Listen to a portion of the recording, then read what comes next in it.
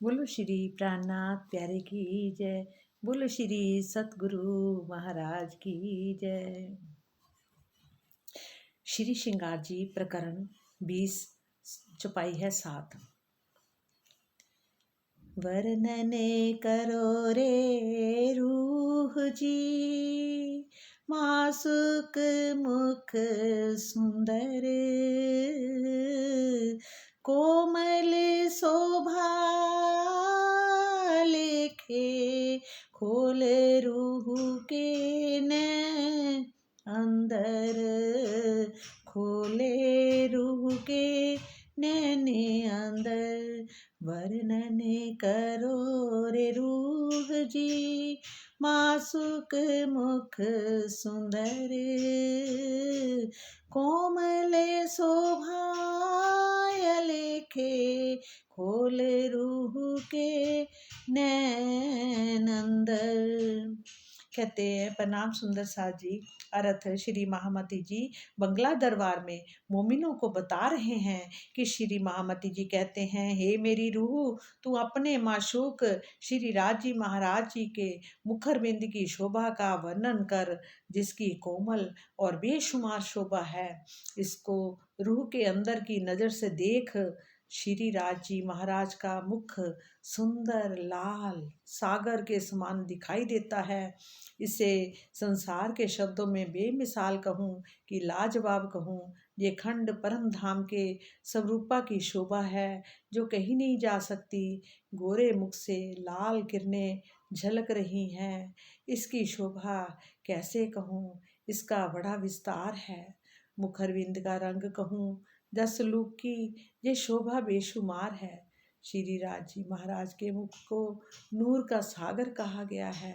ये मेहर का सागर कहा जाए तो फिर इल्म का सागर कहूँ। यही का जवान वर्णन नहीं कर सकती है, यही की जवान वर्णन नहीं कर सकती है।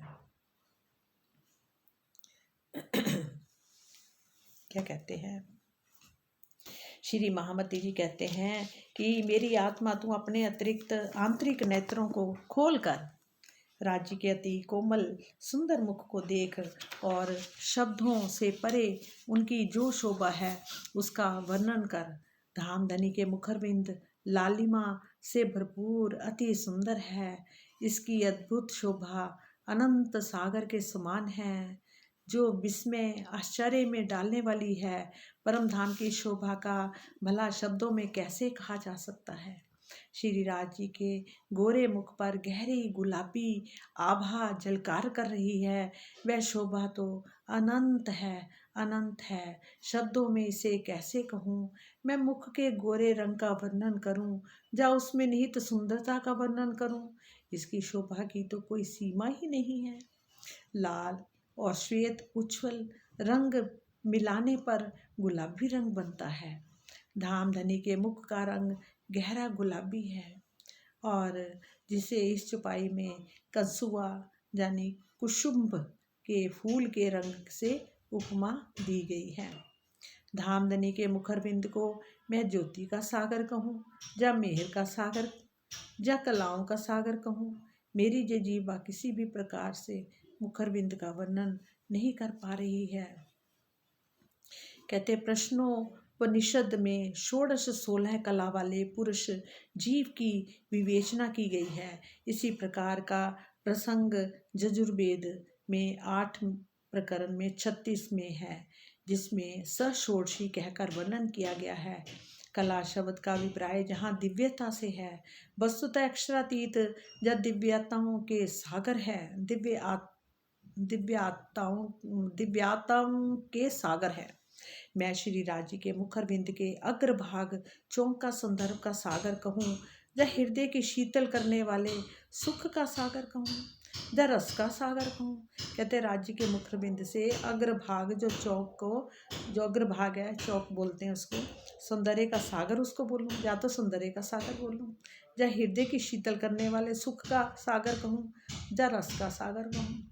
रस के सागर में प्रेम, आनंद, एकत्व और सौंदर्य आदि सभी इसमें समाये ही रहते हैं।